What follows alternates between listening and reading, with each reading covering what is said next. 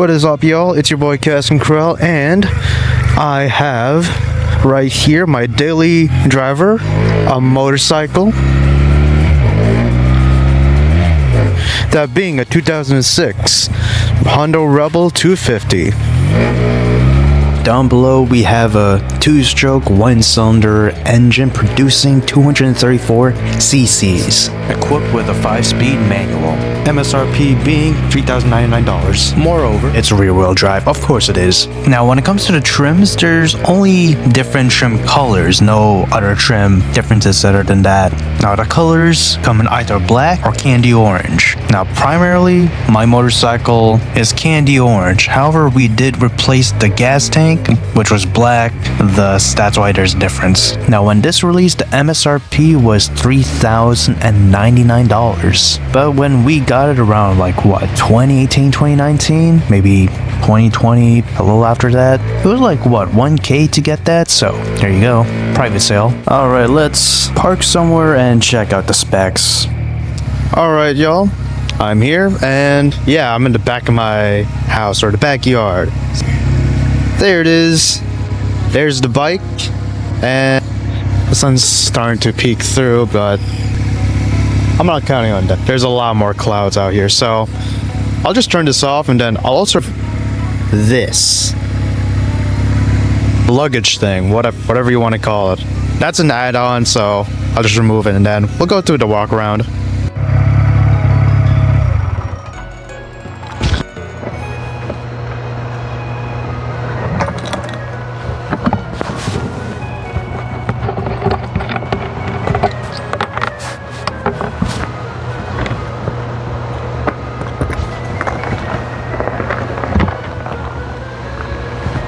There you go. Alright, let's start up with the center console, one can say. Essentially, we got, of course, the ignition with 3 different lights surrounding it. And if they're on, that means that particular switch is on. Top left is the high beam, top right is the turn signal, and bottom right is neutral. And on top of all of that, we have an analog speedometer. Of course, it tells us the speed, but it also contains the odometer and the trip meter. There's also a guide on when to change gears too, but I just use my ears. On the left side of the handlebars, we got controls for high beam and low beam, the choke, the turn signal, and the horn. Of course, the clutch handles on this side too. On the right side, we got 2 controls, engine stop and run, as well as the ignition. Right handlebar, of course, being the throttle with the rear brake in front. You can also see your brake fluid levels through this little box thing with a circular window. And as you can see, it's pretty low. The fuel tank is 2.6 gallons, with the reserve being just 0.7. Should be enough to get you to the closest gas station if you're at least in the city. Underneath the tank on the left side, we got the fuel tank switch valve, pointed up to have the fuel flowing, point to side or parallel if you want to switch it off, or pointed down if you want to tap into the reserves. Got the engine up front, which is air cooled, by the way. You can also access the spark plugs from both sides, so very nice. And of course, below that we have the left footrest with the shifter in front. Going with the standard, first down, second to fifth up. And of course, the kickstand. Other notable things on the left side is this helmet lock, as well as footrests for the passenger if you have anyone. It basically looks new on mine, so there's that. Right side, under the gas tank, we have 2 main things: the battery charger and the carburetor, which you can also throttle.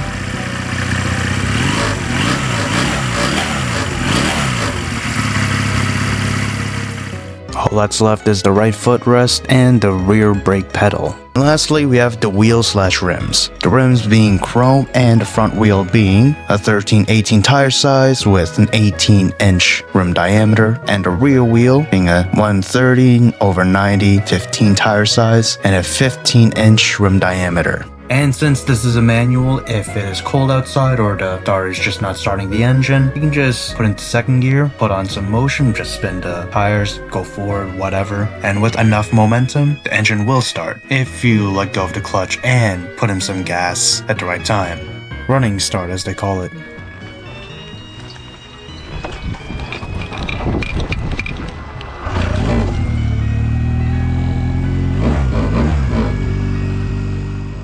And you know what? It goes together pretty well. I can reach the controls on either hand. The brake pedal and the clutch are not too far from my foot, so that's cool. Even the bonus things one can say, like the helmet lock, pretty nice. I neglected to show this off, but there's even a bike lock one can say in the middle of the front tire and the engine. I'm pretty sure that's standard, but that's still nice. And even the fact that I can check the levels of the brake fluid on the right side is pretty nice. The seat, very comfortable. I mean, it's a cruiser, it's meant to go long distances, and of course the seat never gave me any backaches or even butt aches. It really does complement this bike, and I can extend that to everything about the Rebel 250. Easy to reach for controls, even to read, good ride height, smooth transmission, nice overall weight of the bike, and a throttle that's not too powerful nor underpowered. It's just right. It definitely hits the Goldilocks zone. Now, I mainly have praises, however, there are some negatives that I guess I'll point out. Usually when I'm shifting from first to second, there are chances that it could go to neutral. It doesn't happen a lot, but it does happen.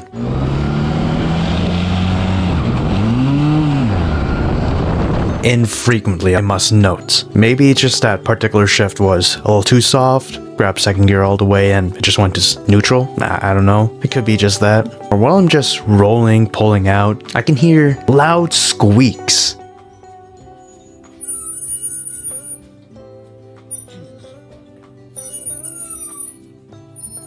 I don't know if I need to oil the chains or something else. Who knows? But I feel like it's from the wheels or something. It doesn't sound like the chains. And I guess the last problem, the tires are starting to bald. That's of course on us, though. I'll just count that as a negative because why not? Though that's basically it for the negatives on my part.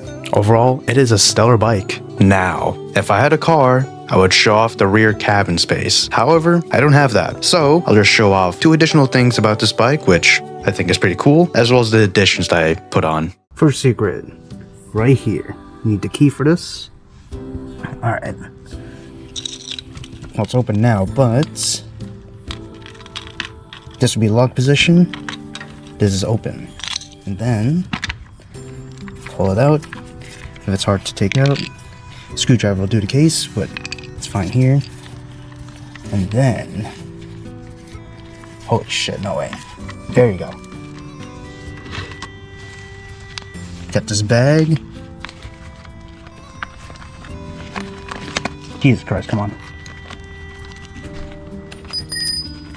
Yeah. There you go. Tools if you're on the roadside. Very nice. Now to put it back here. Alright. Put that bitch back there. Yeah, no, weird angle. But shit. Yeah. This is why I don't fucking take it out. It's a bitch to put back in.